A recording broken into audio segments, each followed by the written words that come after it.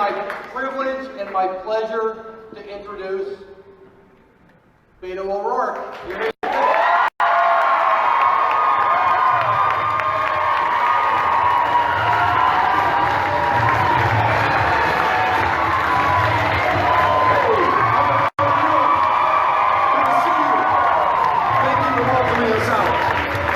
Thank you for the introduction. Thank you for stressing everything that we've had a chance to be a part of. It's been so amazing, from serving on city council to being a member of Congress to running this extraordinary campaign in the state of Texas, where not only did we win, and my fellow Texan back there is excited, who's got the Waterburner shirt on, so I know you're real. So not only did we win more votes than any Democrat in the history of the state, young voter turnout was up 500%. We won independence for the first time in 10 years in our state, and 500,000 Republicans who voted for Greg Abbott for governor, a Republican Tea Party conservative, also voted for us on the same ballot, and that is despite, or leave it to your judgment, because we campaigned on a proud progressive agenda saying that every woman makes her own decisions about her own body, saying that there's no reason that this country should endure a crisis in gun violence that claims more than 30,000 lives a year, and that we should have universal background checks into our communities. Talking about a criminal justice system and a war on drugs has become a war on people and some communities over others. 2.3 million of our fellow Americans behind bars right now, the highest incarceration rate in the world today, and it's right here at home in the United States of America, and it's disproportionately composed of people of color.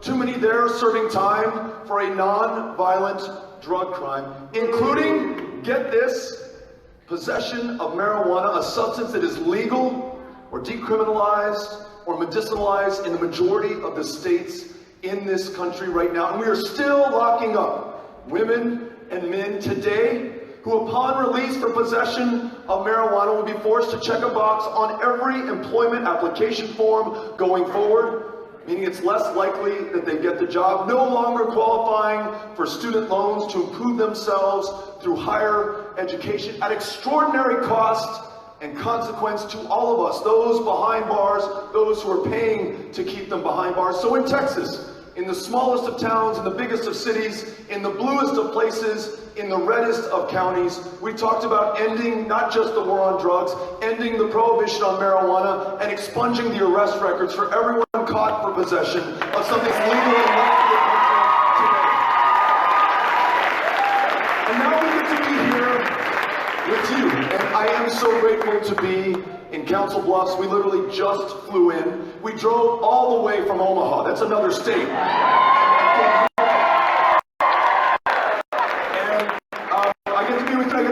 Scott just met his wife as we were coming in. I understand that Representative McConkey is here as well. Thank you for being here, for your service, for helping your constituents out in a very difficult time. Though we're all the way in Texas, we're very mindful of what people here in Iowa and in Nebraska and along the Missouri River have endured. Record flooding following record runoff, the highest levels that we've seen for as long as we have been keeping records of the Missouri River. In Houston, Texas, my hometown, or my home state, 58 inches of rain fell from the sky in a single storm. That was the third 500-year flood, and it was the landfall record for rainfall from one storm for as long as we've been keeping records in North America. We just checked in with our friends in Davenport along the Mississippi River. They have seen flood levels that broke the record that was set in 1993 in Davenport. So I know that you, Representative Hall, and others in state and local government, and just neighbors, are doing everything that they can to help one another out right now in the short term, that we're going to work together to make long-term investments in the strength of our communities to ensure that we are ready for the next flood. But we're also going to take this challenge of a warming planet, 1 degree increase since just 1980, on track to warm another 3 or 4 or 5 degrees Celsius if we do not change course now. And these floods and the droughts through which our farmers in Texas attempt to persist, the wildfires that are raging at record levels in California, the loss of life, the loss of property, and the understanding that left unchecked, our kids, the generations that follow us are in for a hell that we can only imagine. Now that we know this is real, and that the facts and the science and the truth is undeniable, then we're going to come together not as Democrats or Republicans or independents, not big city folks, not small town Americans, but Americans first and foremost, period, before we are anything else. We're going to free ourselves from a dependence on fossil fuels. We're going to transition to renewable energy in every single part of this economy, not just how we get from point A to point B, but how we run the generators that keep these lights on right now, the building materials that we use, helping farmers through the Farm Bill to make a profit, planting cover crops, to pull more carbon out of the air, to make sure that they disturb less of it in the soil with precision tilling and other technologies that we can open up to them. Every single one of us is going to do everything we can while we still have time to do that, anticipating the questions that the people of the future, our kids and grandkids, are going to ask of us. When you knew exactly what was happening, in fact, your homes and your farms had just flooded. You just saw that superstorm Harvey in Houston, Texas. You just saw these wildfires in California. What did you do when you still had time to do it? We are going to have the best of all answers for them. We, this divided country, decided that we were going to come together. We were going to do what was asked of us, not just for ourselves and this generation, but every generation that follows. Are you with me on this?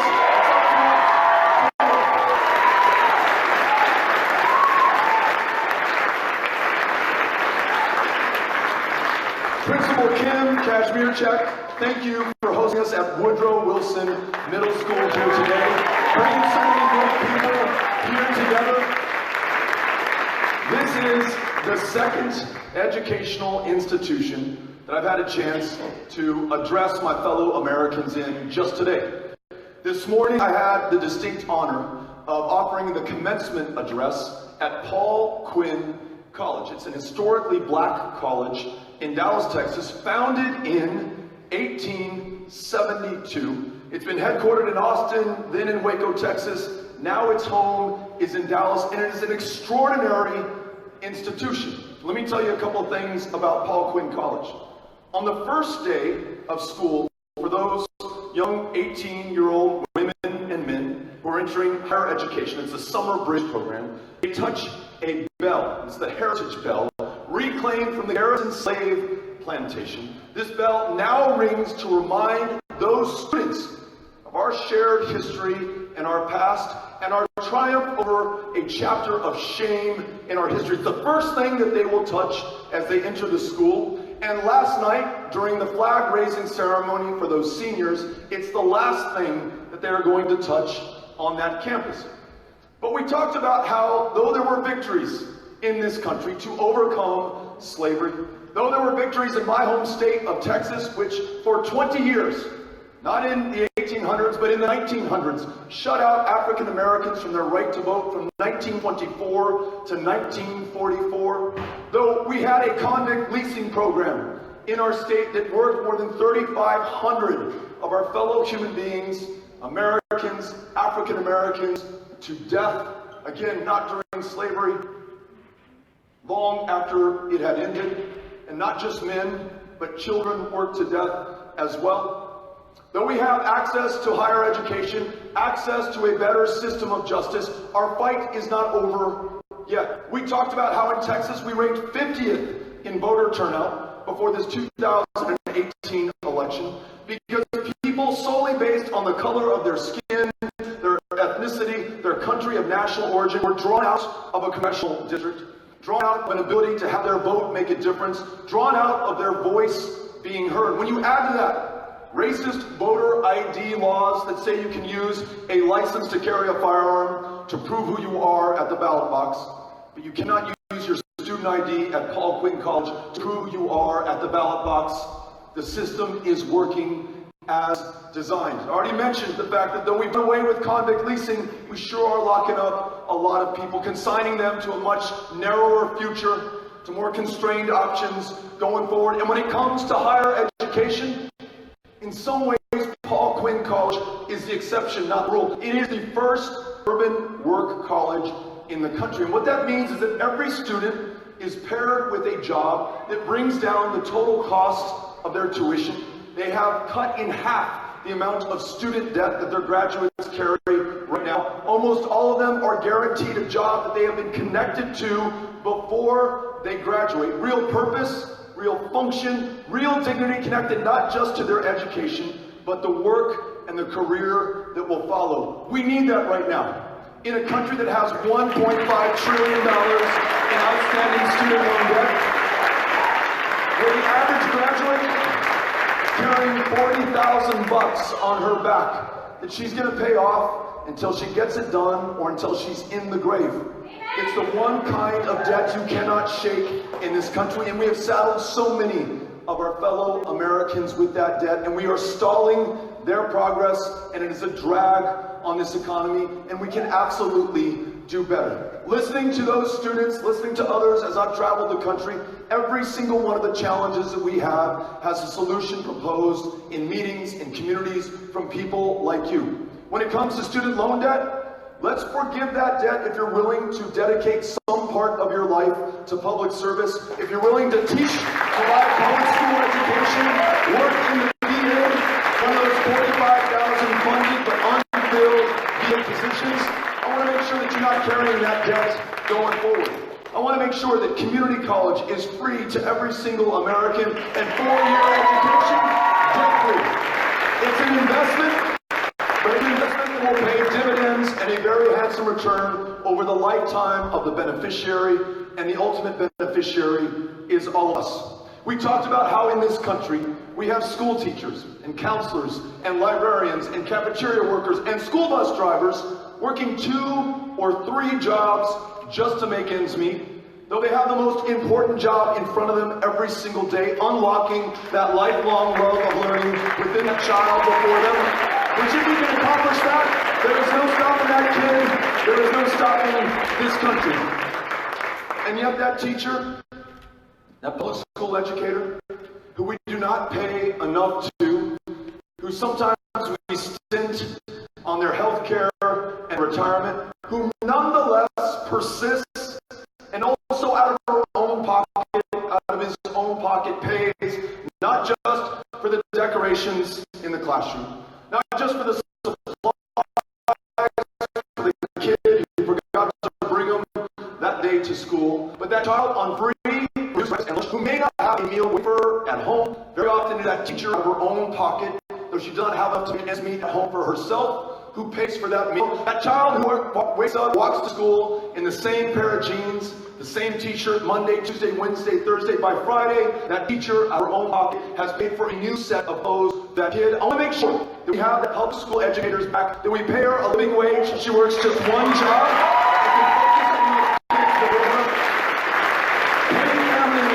She can take care of herself, her family, her folks. And I want to make sure that in a country, in the year 2019, where women on average are paid 80 cents on the dollar that men make for the same work, the same hours, the same value, where African American women are making 61 cents on the dollar that a white man makes, the same work, the same hours, and the same value, and Latinas, 53 cents on the dollar for what a man makes for the same work, the same hours, and the same value, that we ensure that no one, not here in this school, not in a place of business, nowhere in American life can be discriminated against based on their gender. And that means if we want to solve this once and for all, we ratify the Equal Rights Amendment. So there's never as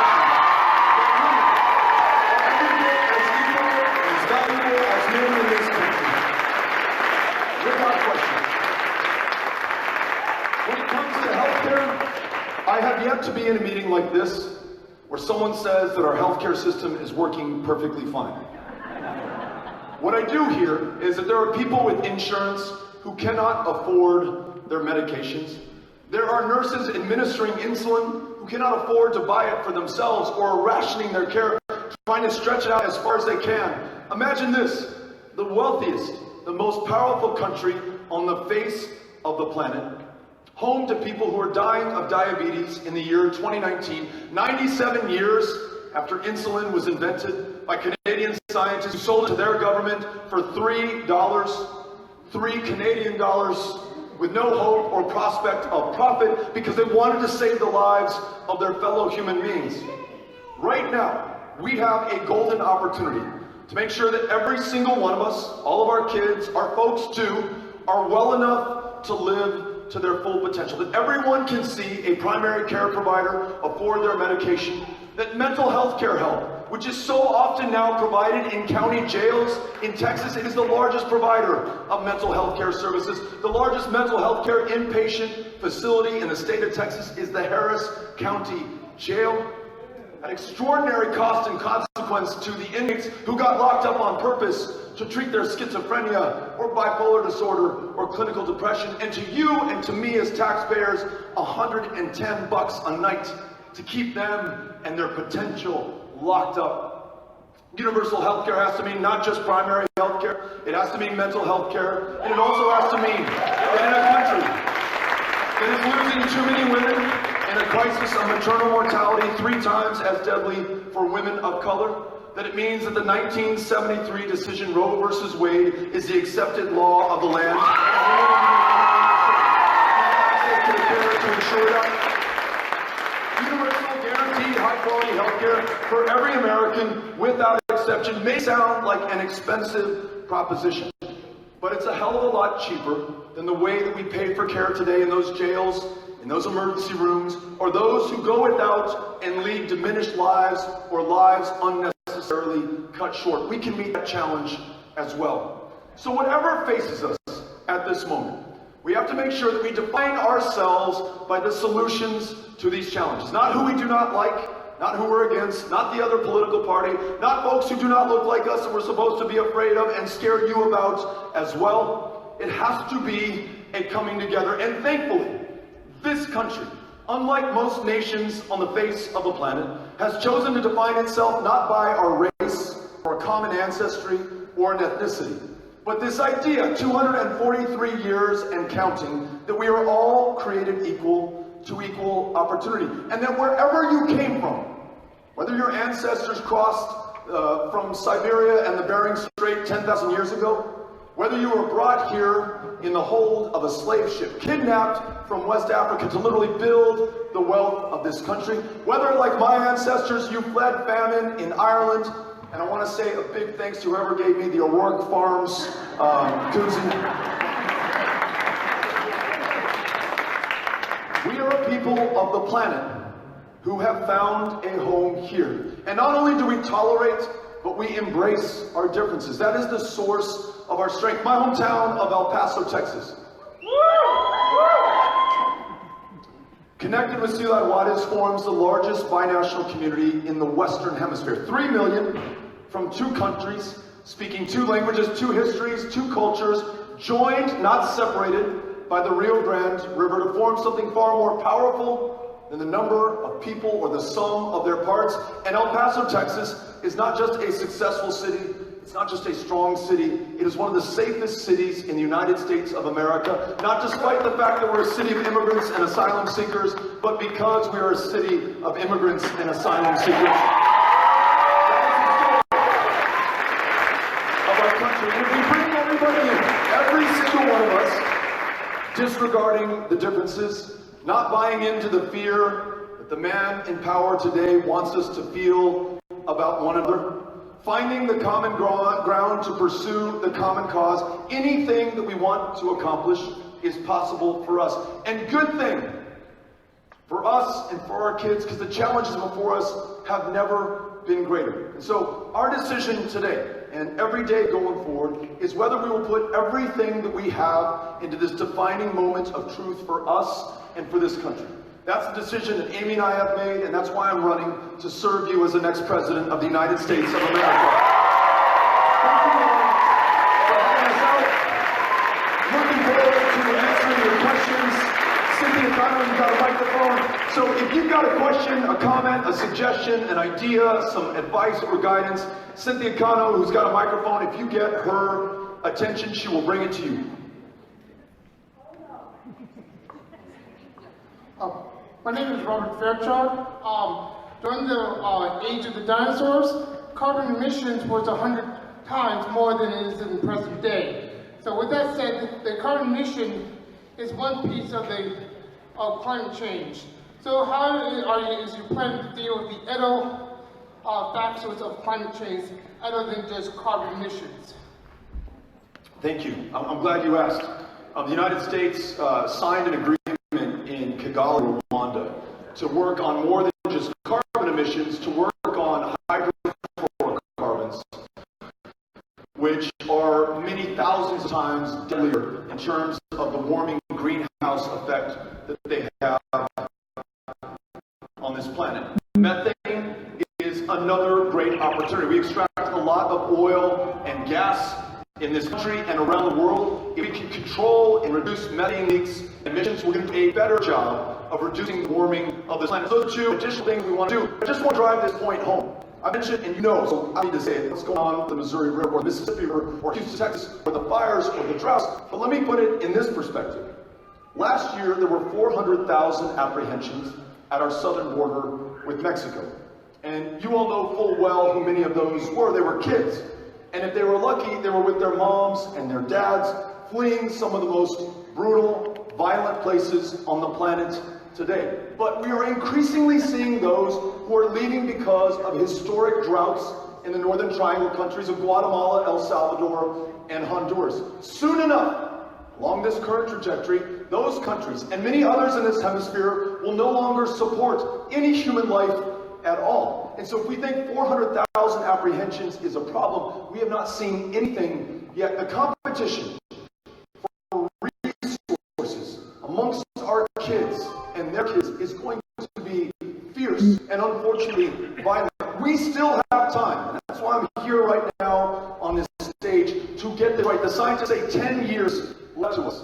And frankly, even if we do everything we can, it is still going to be worse than it is today. It's just a matter of degrees of how bad it's going to get. So I don't know about you, but I'm going to do everything within my power, including running for president and trying to bring this country together around facing this challenge before it is too late. Thank you for asking the question. Appreciate it.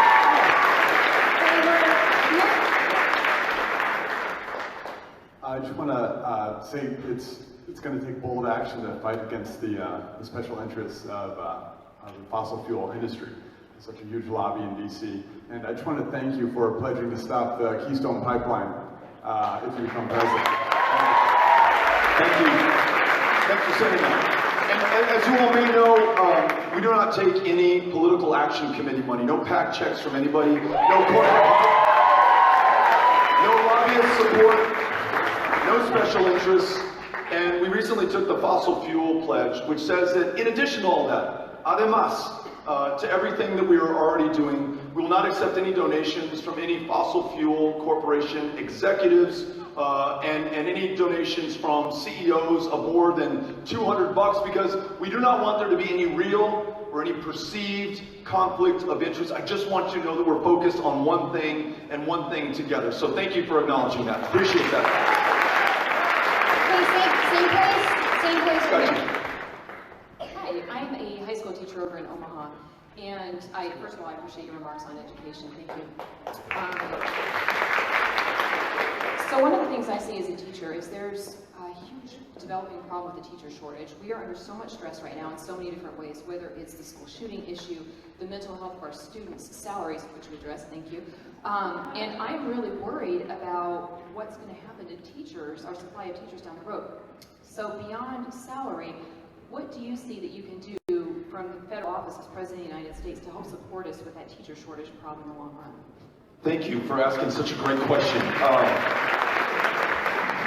Great personal story. Our oldest is named Ulysses. And we chose that name because we didn't have the guts to name him Odysseus. The Odyssey made such an impact on me in my life. The story of Odysseus' homecoming, of Telemachus search for his dad, all the stories within the stories, it changed my life, really made an impact on me. At El Paso High, the last time I checked, they're reading the abridged version of the Odyssey because they have to set so many days aside for standardized test prep. Now, these high stakes, high pressure, standardized tests are great for the testing corporations.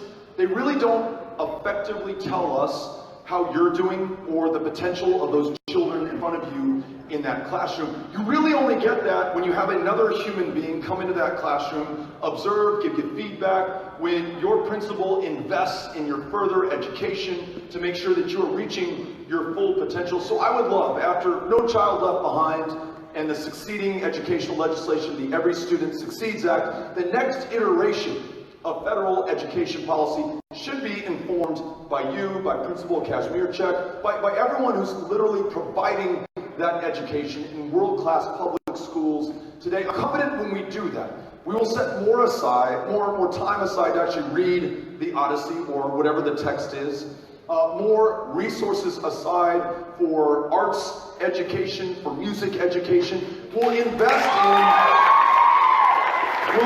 in pre-K, because what we're learning is that at 4 or 5 years old, on your first day of kindergarten, there are so many kids who are 10 months back in reading comprehension, 12 months back in math. I just met a community college teacher, and she told me that she teaches basically introductory reading. She's teaching community college students how to read, because when you're that far behind at the age of 4 or 5, you will never catch up. So let's invest by starting that starting line a little bit earlier. And then a couple other things that you mentioned. We lose more than 30,000 of our fellow Americans to gun violence. One of the most chilling things I have ever heard was an interview with a student at Santa Fe High School in Texas. Her fellow classmates were killed in one of the worst rampages that we'd seen in our state.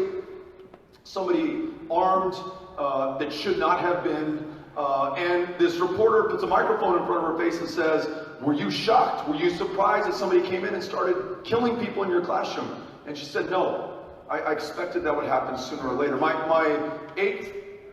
8-year-old Henry came home from first grade last spring and told us about hiding in a closet with his fellow students, his teacher helping them with an active shooter drill. Why is she doing that instead of teaching him how to read or how to add or subtract or to divide?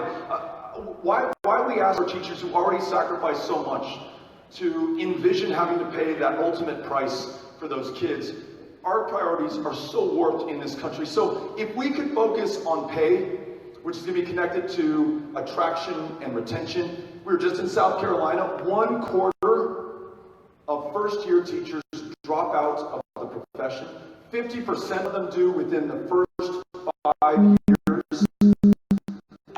So imagine the investment they are making in themselves, all that debt they take on, all the debt you probably took on, and then the additional investment we make in them, and we lose all of that, and we're now having a hard time filling these classrooms. So the pay, the standardized tests, the gun sense legislation, universal background checks, and stop selling weapons of war, moving learning down to 3 or 4 years old as universal for every child. I think all of that improves our ability to attract world-class public school educators like you. Thank you for asking the question and for your public service. Thanks for being here today, Beto. Just a couple of questions. As an American worker with easily another 40 years in the workforce, some of the things that we're facing are underemployment, automation, stagnating wages, and really just the ability to move up within an organization. So we're asking ourselves, not what we want to be when we grow up, but how many jobs we want to do throughout our lifetime. Right. So my question for you is, what are some of your ideas to solve some of these issues that we're going to be facing? And then what kind of role do you think government plays in that? Yeah. Really love your question. Scott can probably speak to this a little bit, but one of the things that I've learned is that as we've seen the power of unions diminish in this country, we've also seen a weakening of the middle class, an inability to use leverage of the value that you bring to that workplace to exact better working conditions, higher standards, better wages, and actually to improve the productivity of that corporation or that company or that business that you happen to work in. We're also losing the opportunity to provide lifetime skills training for our fellow Americans. We were just with the carpenters in Michigan. And we were looking at one of their programs. It's 4 years, you don't take on a single penny of debt, and you have a lifetime guarantee to come back and retrain should your job be automated out of existence, which is happening all over the country right now. Should you be replaced by artificial intelligence or a robot, you can come right back in and learn that next suite of skills or that trade that allows you to be competitive for the rest of your life.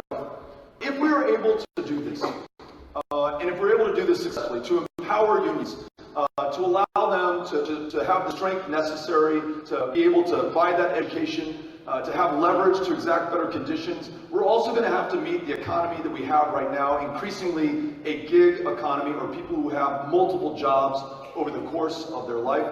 There are ideas like having portable benefits that follow you from job to job. There are ideas like the one that I laid out at the beginning of having universal guaranteed high quality healthcare that's not necessarily tied to your job, so that you are free from having to work someplace that provides the insurance to take care of a condition that you have. You are free to start a small business if you want to be able to do that, or to pursue your passion or your genius in some other way. But one of the things that I've been struck by as I've visited now more than 14 states is that we are creating more high skill, high wage, high value jobs than we have trained workers to work them right now. So these urban work colleges, I mentioned Paul Quinn College earlier today, these unions, high school programs. We visited one in Fort Madison in Iowa, welding class, that is teaching 17 and 18-year-olds the skills that they need to go work jobs that will ultimately pay them six figures, but doing that in high school connected to the jobs that we're creating right now. All of that has to be part of the solution to the changing workforce and dynamic and economy that we see today. Thanks for the question. Appreciate that. To your right. Saludos. Saludos. A recent CNN poll has you beating Trump by the highest percentage points amongst all.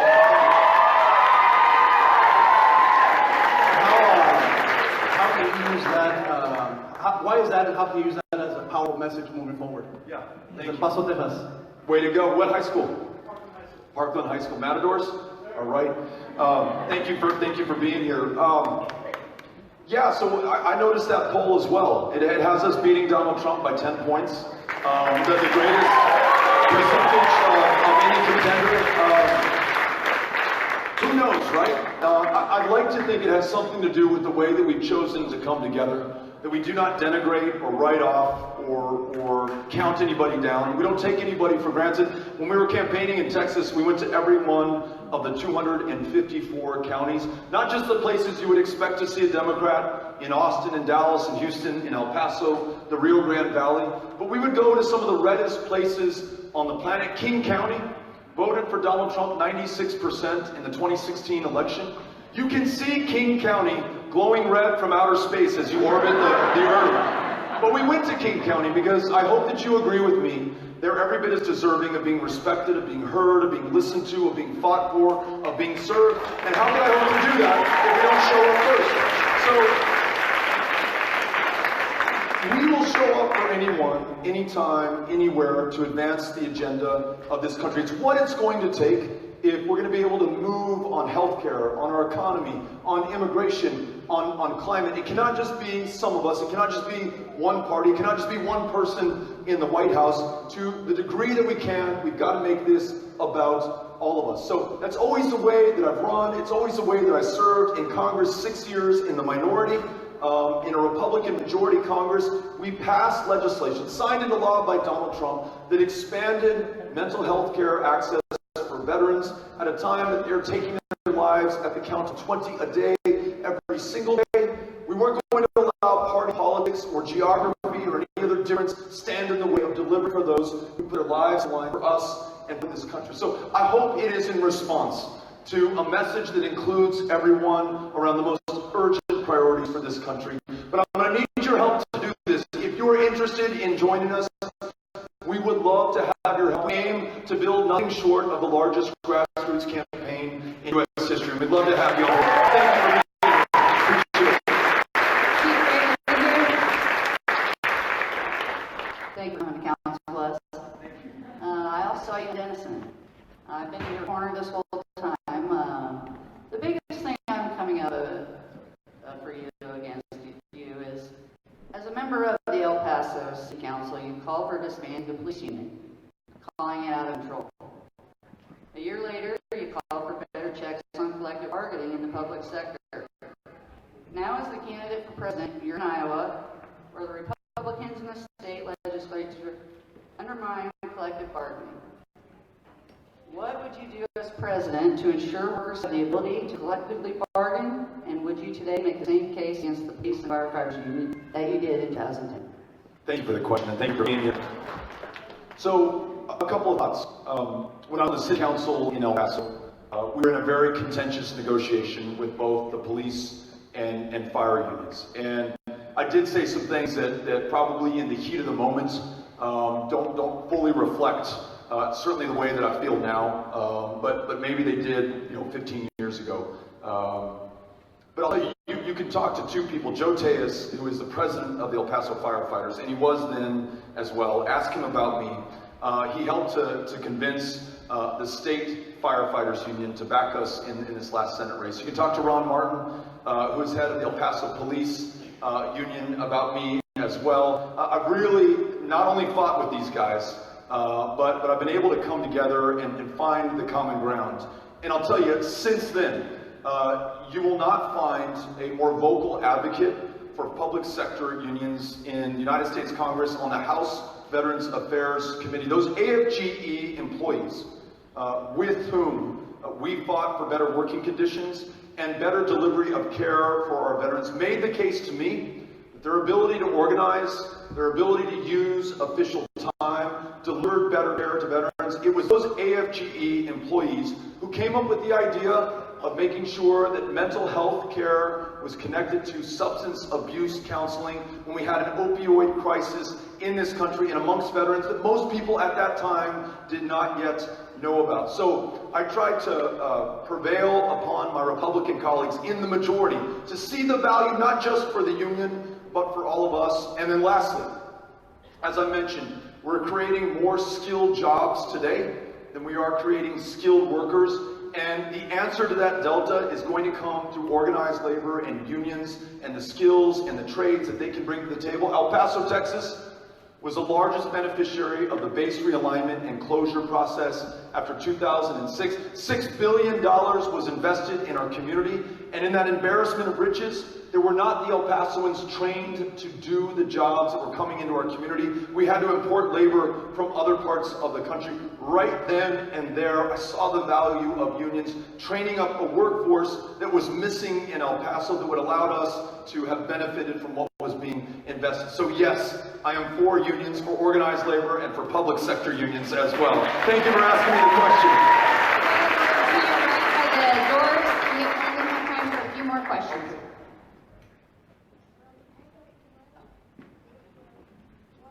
Hi, Beto. I'm Lisa. I'm with the ACLU Rights for All program, and I have a question about immigration. And this is a personal subject for me. I have a lot of family and friends that are facing troubled times. My husband was detained last year. With about 12 million people in the United States that are undocumented at this time, and many of them have lived here for years and years and contributed to this nation, what will you do as president to ensure there a path to citizenship? And I was wondering if you could answer in both English and in Spanish, please. Sure. Thank you for the question, and thank you for sharing your story.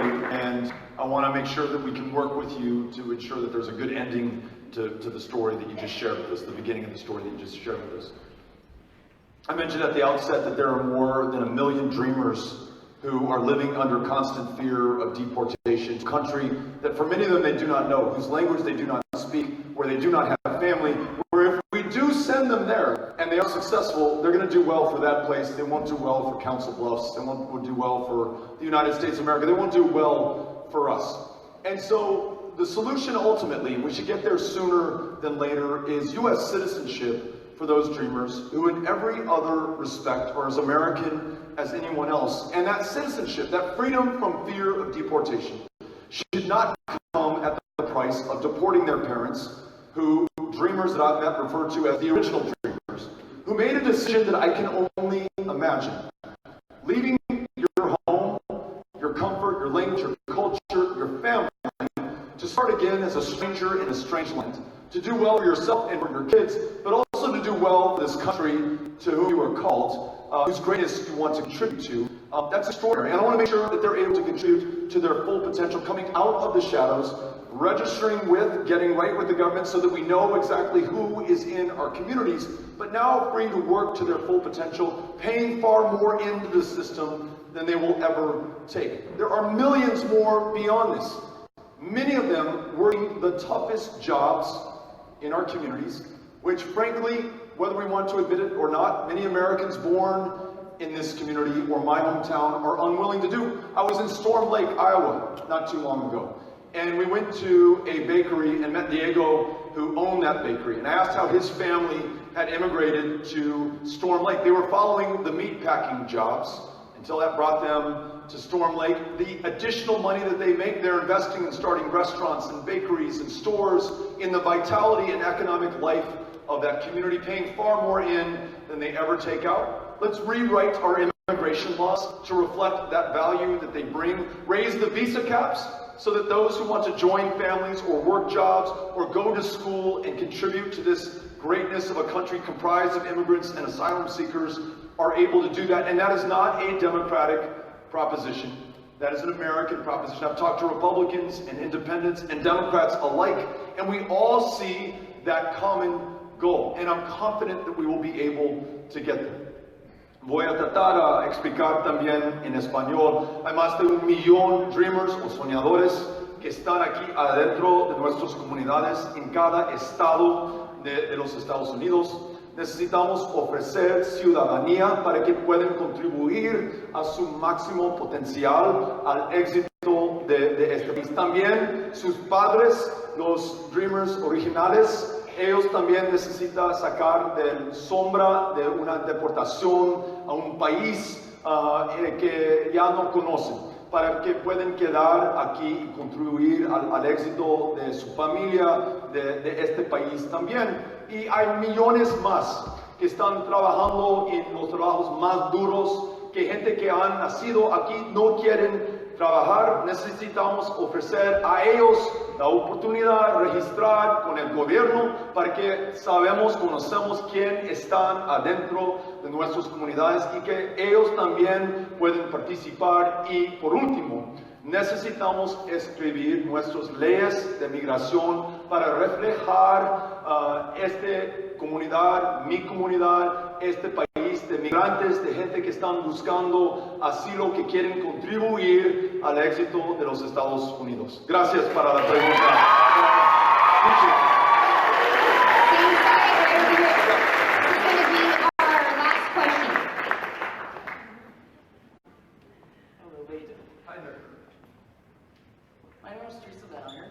And on TV, I'm kind of a news junkie and a political junkie. They keep talking about the economic growth that we've made and how Americans follow that all the time and how it's strong now. How, as Democrats, are we going to be able to tell people that it's probably strong because a bunch of rules are written out that keep our environment safe, and how we're going to grow more as a nation that cares about the world? Yeah. So, yeah. So the economy is doing really, really well for a certain number of Americans right now. When I hope that this is going to startle the people of the future when they look back on 2019, because we will never repeat this mistake, but they're going to read their history books and they'll see that in 2017 and 2018, when we were $21 trillion in debt, when we had $4 trillion in outstanding infrastructure needs, when we weren't paying teachers a living wage, millions unable to see a doctor, our response was a $2 trillion tax cut that flowed to the wealthiest people in this country, to corporations who are already sitting on record piles of cash at a time of historic income and wealth inequality. It's not just school teachers and public school educators. Across this country, people are regularly working 2 and 3 jobs just to make ends meet, because $7.25 an hour full-time will not cut it. Those may be the same parents working 2 and 3 jobs who do not have the luxury to read to their child before the first day of kindergarten, whose kids are now 10 months behind in reading comprehension, further compounding the poverty and the lack of access for those families because we fail to invest in them in a living wage, in universal health care, in paid family time off, and in a world-class public school education system that values our public school educators. These are the choices that we have to make right now. We can invest in the further wealth of already wealthy people, or we can invest in everybody so that they can rise to their full potential. And I assume from the way that you asked that question, you want to make sure that we do the latter, that we stand up for everybody, that we put people first, that corporations have no role in deciding the future of this election, of the legislation that we decide on, that it's people before special interests, and that we allow everybody to rise to their ability, to their full promise. That's what I want to do, and that's why I'm running. Thank you for asking the question.